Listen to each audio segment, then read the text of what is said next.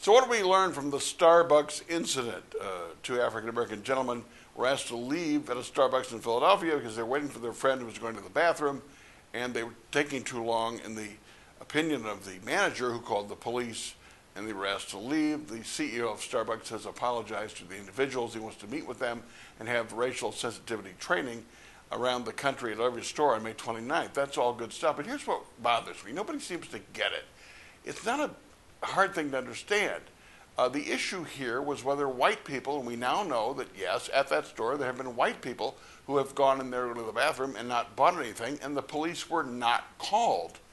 What we're trying to get in this country still in 2018 is consistency on that basis. I wrote a column not too long ago about African-American leaders in this community. Kaleem Kerr, former head of the Urban League now of One City Preschools, who told me he's been stopped about 40 times in his life in his car by cops.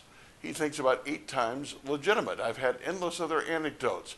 Jarrell Connor, who told me that once he went to a Bucks game with his white office mates.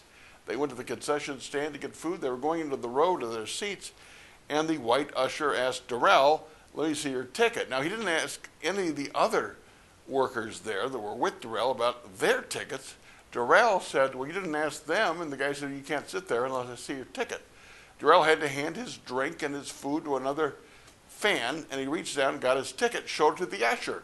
The usher then turned and walked away. Darrell said, "No apology?" The problem is this. It's not these types of incidents, whether it's at Starbucks or it's the Bucks game or it's in the street. White people and black people are not treated in the same way. Now, there's distrust between the races. Maybe because of a bad actor who's black, the white cop then is guided by that experience and suspects another black male of doing the same thing. And that, of course, that causes more distrust. We have to have probable cause in this country, whether it's at Starbucks or by cops. Somebody has to do something. They can't just look suspicious in the mind of that cop or that attendant.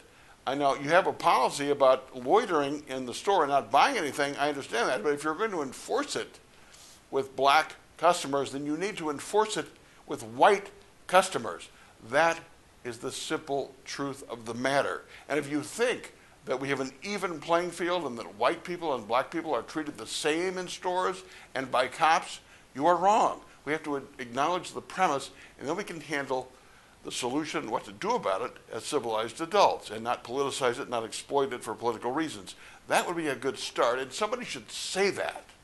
Those are my 2 cents. My 2 minutes are brought to you by Capital Consultants and Edge Construction. Mike Tuig and his staff can redo your kitchen, your basement, your bathroom, your staircase, or make your home feel just like home. We can argue about this and more on The Mitch Henck Show on madison.com and Facebook Live.